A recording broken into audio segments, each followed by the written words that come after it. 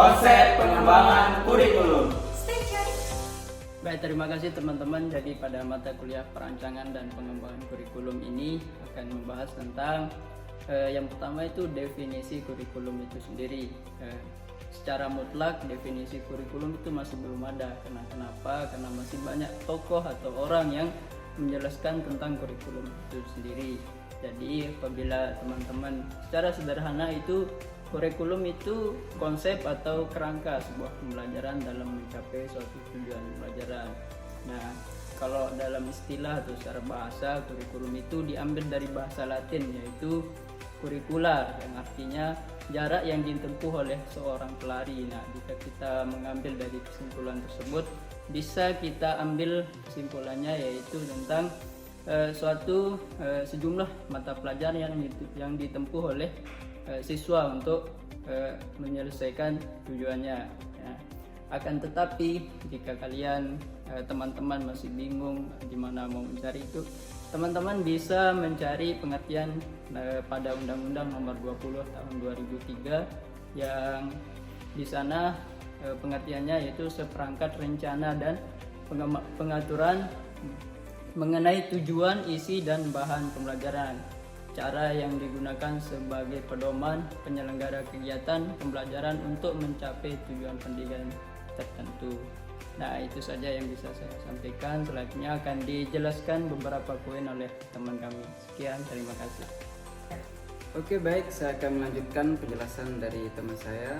Setelah mengetahui definisi kurikulum, kita beranjak ke komponen kurikulum, yang dimana komponen kurikulum terdiri dari 4 bagian.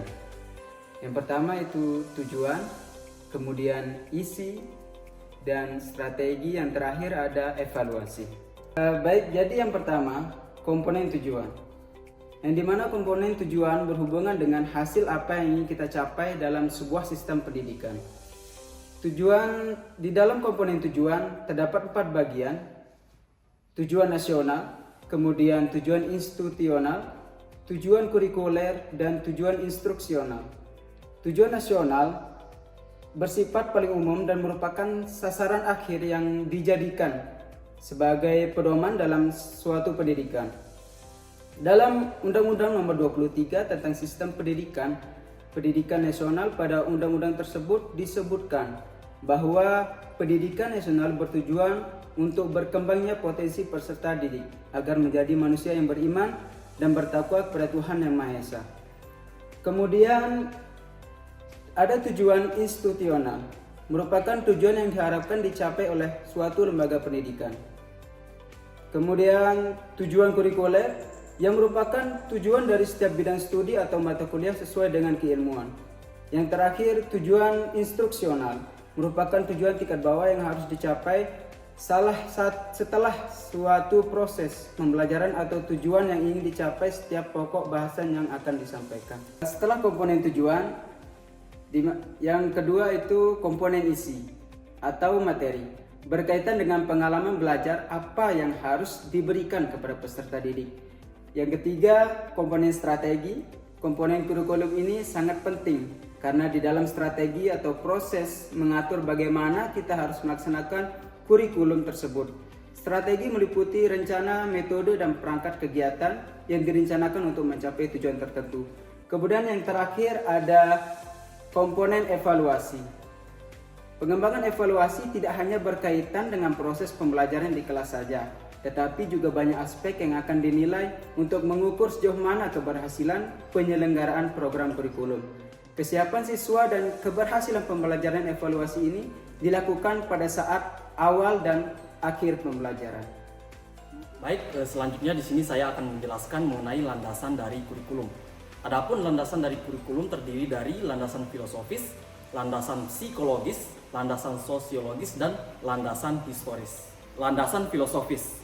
Landasan filosofis kurikulum adalah kumpulan nilai, pandangan, dan prinsip yang mendasari tujuan dan isi kurikulum pendidikan. Landasan ini sangat penting karena memberikan arah dan makna dalam pengembangan kurikulum. Landasan filosofis membantu menetapkan tujuan pendidikan yang ingin dicapai, seperti pengembangan karakter, kemampuan kritis, dan kreativitas siswa.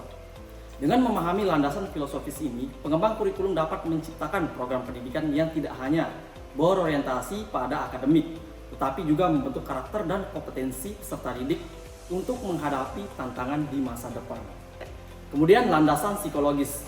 Landasan psikologis kurikulum berfokus pada pemahaman tentang bagaimana peserta didik belajar dan berkembang, mempertimbangkan tahap-tahap perkembangan kognitif dan emosional peserta didik. Kurikulum harus disesuaikan dengan tahap perkembangan peserta didik agar sesuai dengan kemampuan dan kebutuhannya dalam belajar.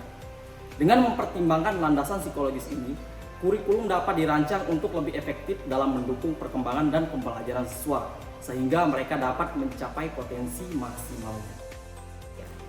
Landasan sosiologis. Landasan sosiologis kurikulum berfokus pada hubungan antara pendidikan dan masyarakat. Ini mencakup pemahaman tentang bagaimana nilai-nilai, norma, dan struktur sosial mempengaruhi proses pendidikan.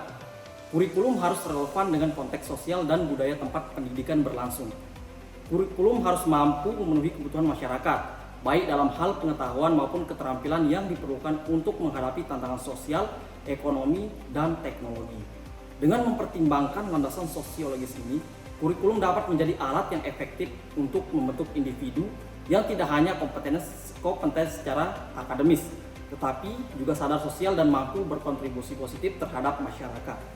Kemudian landasan historis.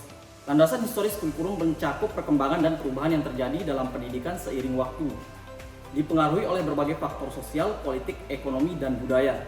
Kurikulum tidak statis, ia berkembang sesuai dengan kebutuhan masyarakat. Misalnya, kurikulum pada masa sebelum kemerdekaan lebih banyak dipengaruhi oleh kolonialisme. Sedangkan setelah kemerdekaan, kurikulum mulai diarahkan untuk membentuk identitas nasional.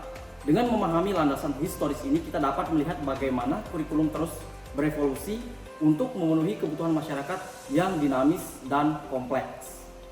Sekian penjelasan dari saya. Selanjutnya akan dijelaskan oleh teman saya. Selanjutnya ke prinsip kurikulum. Prinsip-prinsip kurikulum adalah pedoman dasar yang digunakan dalam pengembangan dan pelaksanaan kurikulum di lembaga pendidikan. Berikut adalah beberapa prinsip utama dalam pengembangan kurikulum. Yang pertama yaitu prinsip relevansi. Kurikulum harus relevan dengan kebutuhan peserta didik dan tuntutan masyarakat serta perkembangan ilmu pengetahuan dan teknologi. Yang kedua, ada prinsip fleksibilitas, yaitu kurikulum harus fleksibel agar dapat disesuaikan dengan kondisi dan kebutuhan lokal serta perkembangan zaman. Selanjutnya ada prinsip kontinuitas, yaitu kurikulum harus berkesinambungan. Ada kesinambungan antara jenjang pendidikan yang satu dengan jenjang pendidikan berikutnya. Selanjutnya prinsip efektivitas, yaitu kurikulum harus efektif dalam mencapai tujuan pendidikan yang telah ditetapkan. Yang terakhir ada prinsip efisiensi. Kurikulum harus efisien dalam penggunaan waktu, tenaga, dan sumber daya lainnya. Prinsip-prinsip ini membantu memastikan bahwa kurikulum yang dikembangkan dapat memberikan hasil yang optimal dalam proses pembelajaran dan pengembangan kompetensi peserta didik. Sekian penjelasan dari kelompok kami. Wassalamualaikum warahmatullahi wabarakatuh.